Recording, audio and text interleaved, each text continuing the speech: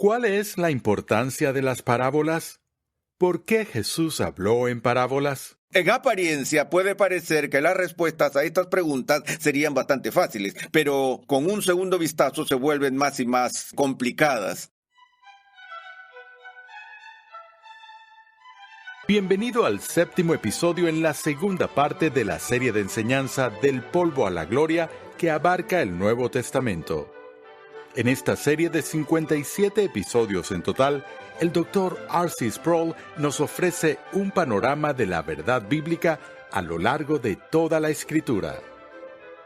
Pasemos de nuevo al salón de clases a escuchar al Dr. R.C. Sproul en la voz de Pepe Mendoza mientras nos demuestra por qué Cristo usó parábolas en su enseñanza para revelar la verdad a algunos mientras la ocultaba a otros.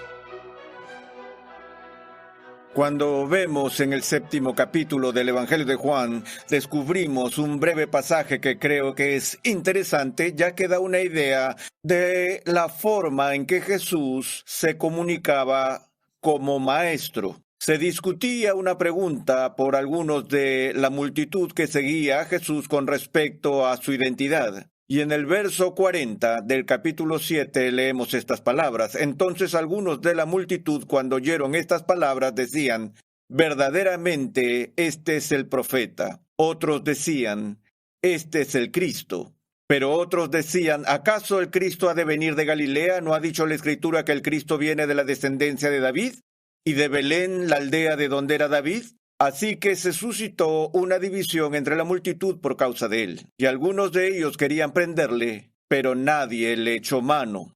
Entonces los alguaciles vinieron a los principales sacerdotes y fariseos, y estos le dijeron: ¿por qué no le trajisteis? Los alguaciles respondieron: jamás hombre alguno ha hablado como este hombre habla.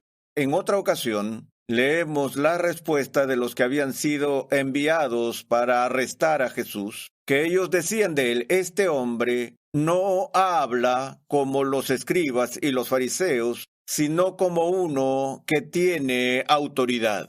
Ahora, la palabra que se traduce como autoridad es la palabra exousia, que a veces se traduce como autoridad y otras veces como poder. Y literalmente la palabra tiene un significado algo diferente. Tiene con el prefijo ex, que sabemos que significa fuera de o desde, y tenemos la forma en participio del verbo ser.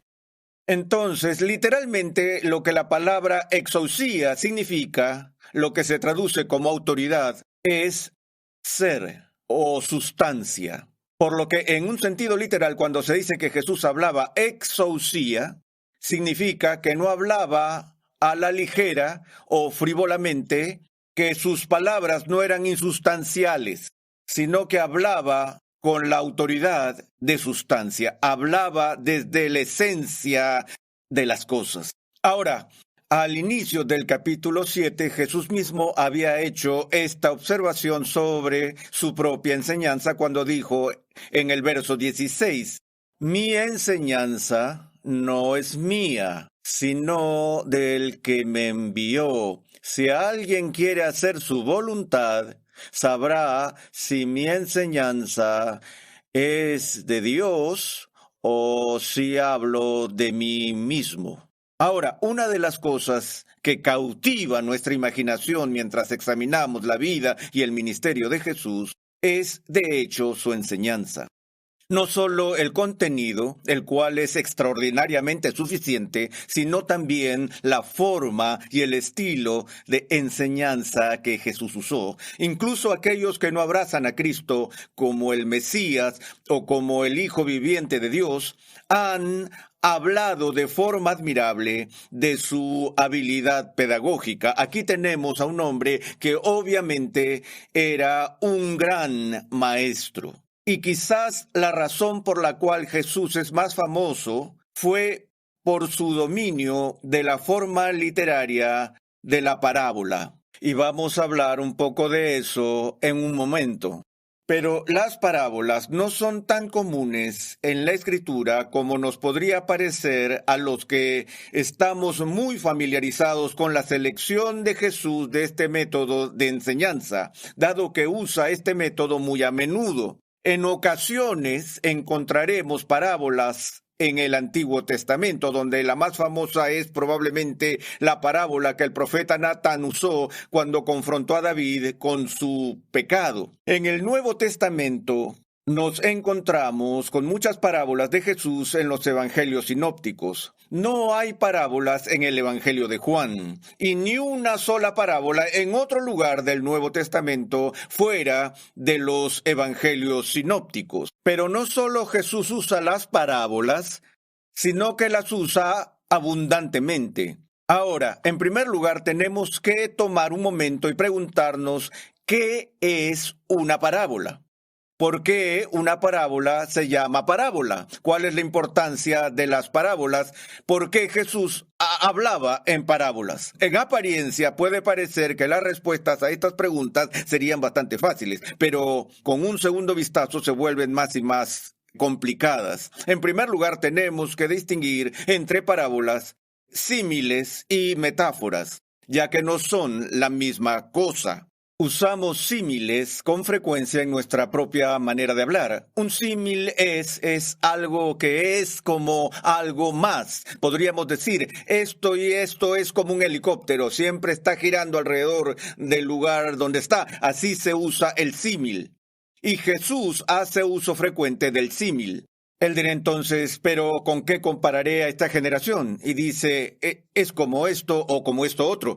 Jesús también hizo uso frecuente de metáforas, en particular en el Evangelio de Juan, donde tenemos la lista de los famosos yo soy, las declaraciones yo soy la puerta por la que deben entrar los humanos. Yo soy la vid, vosotros los sarmientos. Yo soy el buen pastor. Ahora, es evidente que no estaba hablando literalmente acerca de ser una puerta o ser una vid, sino que estaba usando el lenguaje figurativo en forma de metáfora. Otra figura o tipo de discurso que usó frecuentemente en su enseñanza es la hipérbole.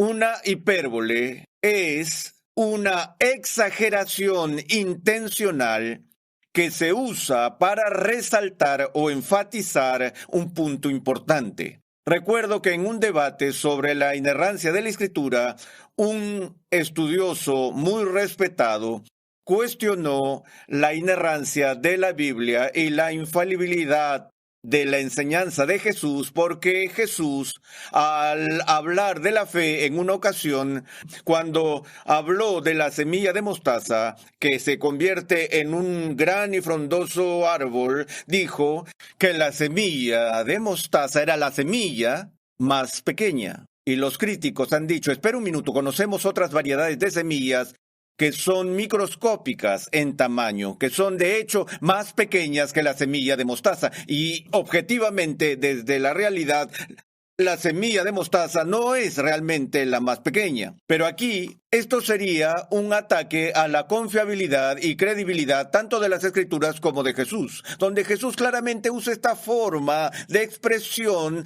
bastante aceptada. En otra parte encontraremos declaraciones en los evangelios tales como todo Capernaum fue a escuchar a Jesús. Hablamos de la misma forma en que un informe de prensa podría hablar sobre una multitud que se reúne para celebrar un campeonato mundial de fútbol y decimos que cuando el equipo victorioso volvió a casa luego del campeonato, toda la ciudad salió a su encuentro. Ahora, nadie supone que eso signifique que cada hombre, mujer, niño y todas las personas incapacitadas o enfermas, de hecho, salieron de sus casas para saludar al equipo ganador.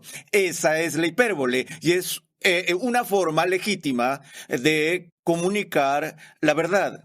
Pero de nuevo, como digo, la forma más famosa de comunicación relacionada con Jesús es la parábola. Ahora, una parábola, la palabra parábola, una vez más, se compone de un prefijo para y de bola al final.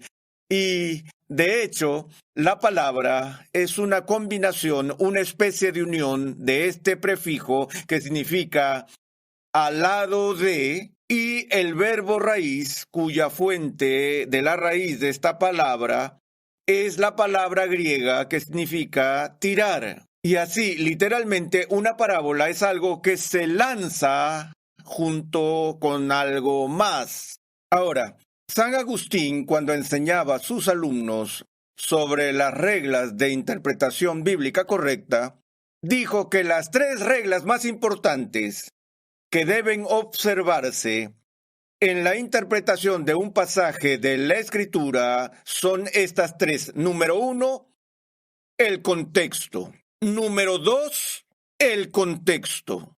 El número 3, el contexto. San Agustín estaba diciendo, es el contexto, contexto, contexto. Ustedes han oído la declaración acerca de las 3 cosas importantes que determinan el valor de una propiedad o un inmueble. Ubicación, ubicación, ubicación. Así que podríamos decir que los 3 elementos más importantes de la comunicación dinámica son la ilustración, ilustración, ilustración. Y la principal forma de ilustración que Jesús usó para lanzar junto a sus proclamaciones y declaraciones de verdad fue la parábola.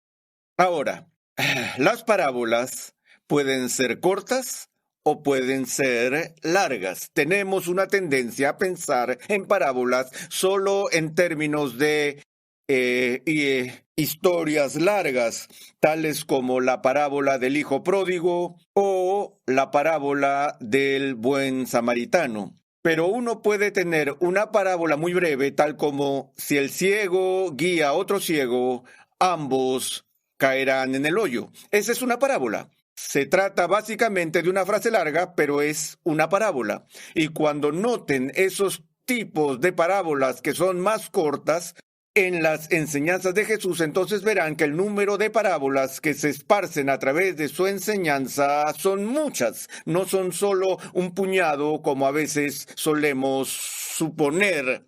A menudo, las parábolas toman el papel de un acertijo y son usadas en situaciones de tensión y de conflicto, y algunas veces se convierten en un dispositivo, una técnica para atrapar a un oponente en un debate. Y Jesús era el maestro en eso.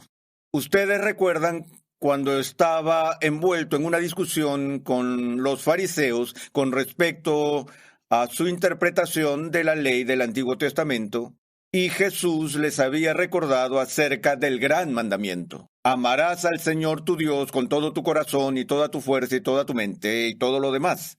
Y amarás a tu prójimo como a ti mismo. Los fariseos estaban envueltos en la controversia de ¿quién es mi prójimo? Y así llegaron a Jesús y le dijeron, bueno, ¿quién es mi prójimo? Ahora, Jesús podría haber respondido eso directo y simplemente y haberles dicho, bueno, el tipo que vive al lado de usted, o la persona que vive en su calle, o podría haberle dicho, todo el mundo es tu prójimo. Pero esa no es la forma que él eligió para responder la pregunta. ¿Qué hizo él? Bueno, ¿quién es mi prójimo? Jesús dijo, bueno, un hombre bajaba de Jericó y cayó en manos de ladrones. Y luego empieza a contar la historia del buen samaritano. Y cuando está terminando con esa historia, con esa profunda ilustración de compasión, entonces él mira a sus oponentes y dijo, ¿quién actuó aquí como prójimo?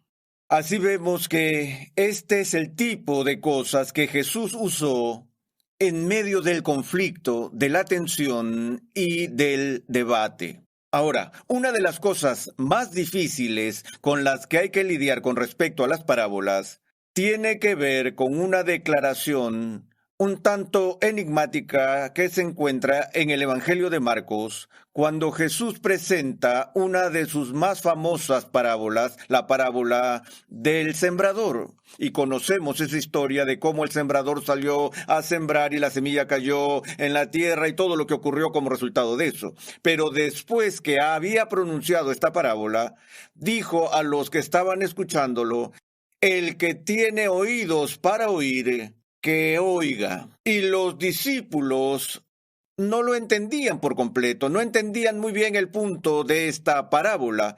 Así que vinieron a él, y leemos en el versículo 10 del capítulo 4 de Marcos que cuando Jesús se quedó solo, sus seguidores junto con los 12 le preguntaron sobre las parábolas. Y él les dijo: a vosotros os ha sido dado el misterio del reino de Dios, pero los que están afuera reciben todo en parábolas, para que, viendo, vean, pero no perciban, y oyendo, oigan, pero no entiendan, no sea que se conviertan y sean perdonados. Ahora, esto realmente es un tanto chocante a nuestra sensibilidad, ¿verdad? Pero Jesús dijo: ustedes saben, una de las razones por las que uso parábolas para enseñar es por un lado, para revelar los misterios del reino de Dios que les estoy anunciando y a los que tienen oídos para oír. Pero al mismo tiempo, mientras estas parábolas son usadas para ilustrar y aclarar las verdades que estoy anunciando, también hay un arma de doble filo involucrada en esta técnica. Porque para aquellos que no tienen la gracia de la iluminación del Espíritu Santo, en realidad la parábola sirve para ocultar de ellos la verdad. No sea que viendo vean y oyendo oigan. ¿No nos recuerda esto la profecía de Isaías en el Antiguo Testamento y de la comisión de Isaías cuando Dios lo consagró a la tarea de ir a predicar a este pueblo diciendo que viendo no verían y oyendo no irían, no sea que se arrepientan y se conviertan? Porque Dios había enviado su juicio sobre ese pueblo que no quería oír su palabra. Y su castigo era una especie de justicia poética. Si no desean escuchar la verdad de Dios, Dios dijo: está bien, voy a tapar sus oídos. Si no desean contemplar mi gloria, entonces voy a ocultar mi gloria de ustedes. Y en cierto sentido, Dios estaba entregando a este pueblo de corazón duro a su propia maldad. Y así, cuando Cristo viene y enseña sus parábolas desde el punto de vista privilegiado del siglo XX, donde hemos tenido el beneficio de toda la exposición del Nuevo Testamento, de la enseñanza de Jesús, y sermón tras sermón de las parábolas de Jesús, tendemos a pensar en las parábolas como simples técnicas cortas para hacer las cosas muy fáciles para cualquiera. Pero ese no era el propósito original. Para aquellos que estaban pereciendo, cuyos corazones estaban cerrados a la enseñanza de Jesús, lo que estaban oyendo eran enigmas insondables. No tenían idea de lo que él estaba hablando. Y hasta los mismos discípulos aquí no comprendieron totalmente el significado de esta parábola, que es conocida como la parábola de las tierras o la parábola del sembrador, dependiendo de la persona que lo describe. Ellos no entendieron hasta que Jesús los sentó y les explicó su importancia y su significado. Ahora, hay algunos principios que necesitamos conocer siempre que nos encontramos con parábolas en el Nuevo Testamento. La primera es que una parábola, por lo general, y digo por lo general, no es una alegoría. La Iglesia se metió en muchos problemas históricamente por tratar de interpretar las parábolas como si fueran alegorías. Ustedes están familiarizados con ese género particular de la literatura que llamamos alegoría. Pensamos en la Divina Comedia de Dante Alighieri, o tal vez la más famosa alegoría de todos los tiempos, El Progreso del Peregrino de Bunyan, en el que cada elemento de la historia tiene un significado simbólico particular y todo representa algo. Y la tentación es mirar a las parábolas de Jesús y leerlas todas como si fueran alegorías. Eso llega a ser problemático, puesto que la parábola del sembrador tiene fuertes elementos de alegoría dentro de ella. Y la de los labradores malvados es otra parábola que tiene también elementos de alegoría. Pero en general, la regla básica para la interpretación de parábolas es que la mayoría de las parábolas son entregadas con la idea de comunicar un punto crítico central. Si intentan encontrar muchas cosas ocultas entre los elementos incidentales de la historia, terminarán con todo tipo de teorías extrañas y distorsiones de la palabra de Dios. Entonces debemos tener cuidado con eso. Otra cosa que se ha observado sobre las parábolas es que ellas tienden a seguir el principio universal de la narración de historias o cuentos folclóricos, conocido como la regla de tres. Si quieren saber qué significa la regla de tres en nuestra propia cultura, piensen en la historia de los tres ositos. ¿Cuántos osos eran? 3 osos. ¿Cuántas camas? 3 camas. ¿Cuántas sillas? 3 sillas. ¿Cuántos platos de avena? 3. Y todo está configurado en estos ciclos de 3. Y eso es lo que encuentras en la parábola del sembrador, 3 diferentes tipos de suelo. En la parábola del hijo pródigo existen 3 actores principales. En la parábola del buen samaritano, ¿cuántas personas están llegando por la calle después de que esta persona había caído en manos de ladrones? 3. Pero también hay una regla de 2, donde a veces en cuentos folclóricos y en parábolas tienes 2 personajes principales para representar un contraste o comparación, para ilustrar un punto. En la historia del hijo pródigo tienes 3 personajes, pero gran parte de la tensión y el conflicto en esa historia está entre los 2 hermanos. El que se fue y malgastó la herencia del padre, y el que se quedó en casa y se puso muy celoso cuando el padre honró al hijo que regresaba. Entonces vemos eso y vemos otro principio frecuente en las parábolas de Jesús, y ese es el principio de la comparación que se usa con la frase cuanto más. Ahora, de nuevo, el motivo central, no el único, pero el motivo principal de las parábolas de Jesús era el reino de Dios. Y una y otra vez él decía, el reino de Dios es semejante a esto, y el reino de Dios es semejante a eso.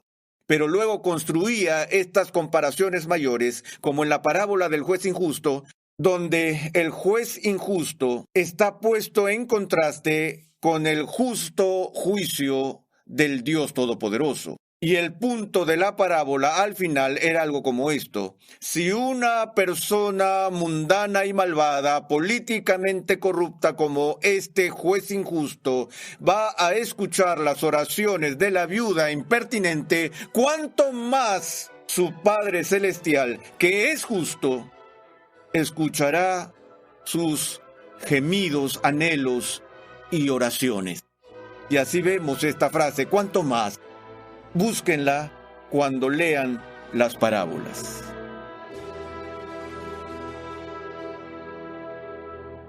La enseñanza de Jesús fue considerada extraordinaria en su época porque hablaba con autoridad.